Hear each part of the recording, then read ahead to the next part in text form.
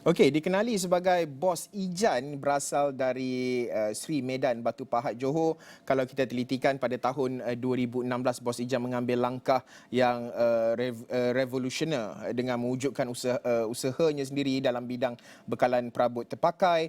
Jadi saya nak terus sahaja bersama dengan individu yang akan menyertai jelajah jiwa SME pada hujung minggu ini, saudara Muhammad Nur Hafizan Nordin atau lebih dikenali sebagai Bos Ijan, pengasas Hafizan Enterprise. Bos Ijan, terima kasih sudi bersama dengan Niaga Awani untuk waktu ini. Mungkinlah nak memulakan cerita macam mana memulakan perniagaan ini, kerana kalau kita tahu produk kayu ni kalau ikutkan selalunya orang anggap mahal lah, susah nak dimiliki. Tapi sekarang ni harganya juga sudah boleh dikatakan mampu milik. Mungkin Bos Ijan boleh kongsikan. Ah,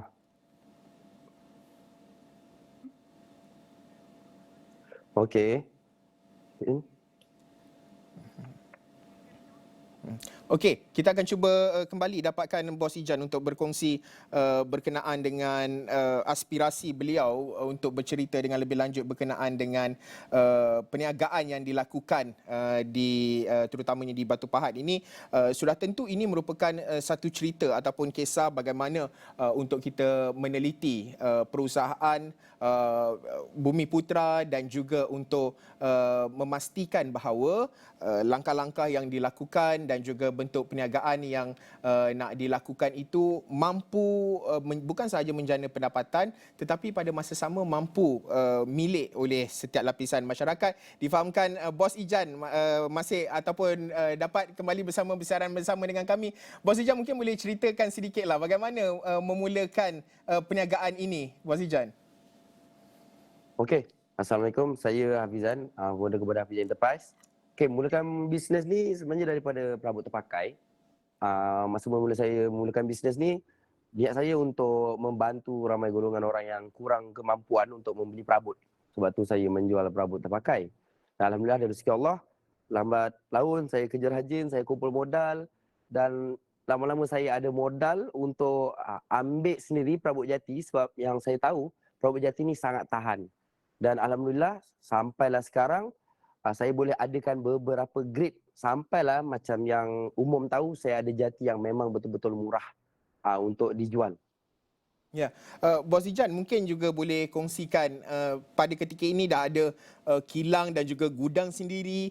Bagaimana Bos Ijan memperolehi ilmu perniagaan lah yang mungkin tak ramai mampu lakukan. Kalau saya tengok di media sosial tu, orang cakap petah berkata-kata. Itu juga mungkin antara tips bagaimana nak memikat hati pelanggan, Bos Ijan. Okey, alhamdulillah kita pandai berkata ni belajarlah, saya belajar, saya training. Lagi satu, saya banyak jumpa orang, biasa orang-orang lama lah yang pandai berkata-kata, banyak bagi tips kat saya sebab saya kebanyakan untuk dalam bisnes ni saya belajar sendirilah. Saya belajar dengan customer, maksudnya cara berkomunikasi dengan baik, mengambil hati pelanggan. Kebanyakan customer-customer saya jenis yang diorang sendiri sharekan ilmu ataupun sharekan sesuatu dengan saya. Jadikan saya boleh belajar banyak dengan diorang. Dan juga media lah, banyak belajar dengan media.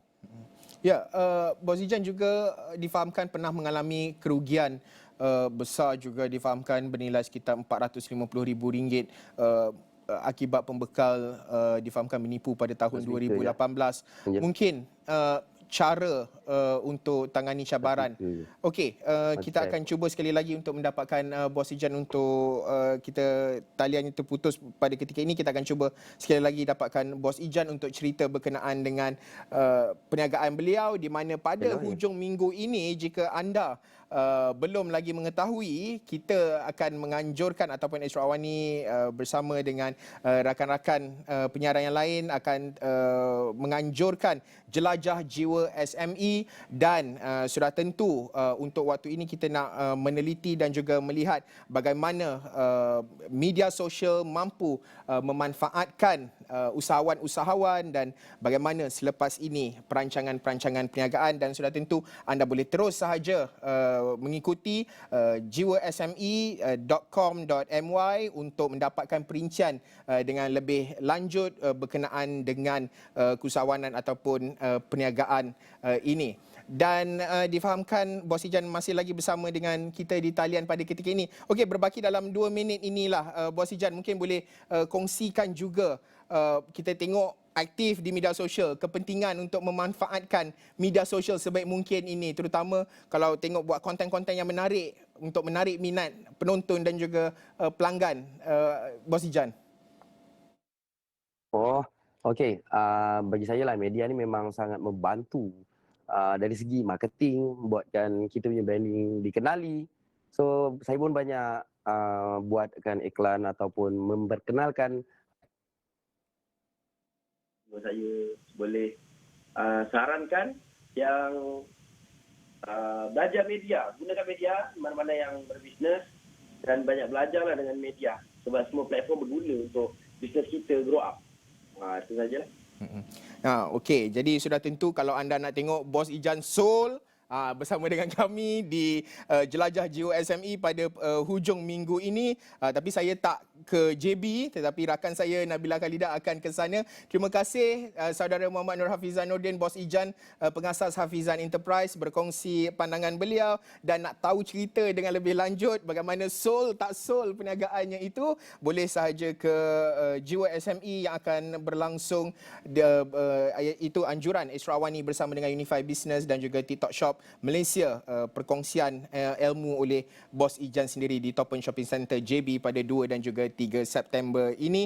Layari www.gwsme.com.my. Terima kasih sekali lagi Bos Ijan. Teruskan bersama dengan Israwani, kami akan bawakan perkembangan lanjut dari semasa ke semasa selepas ini.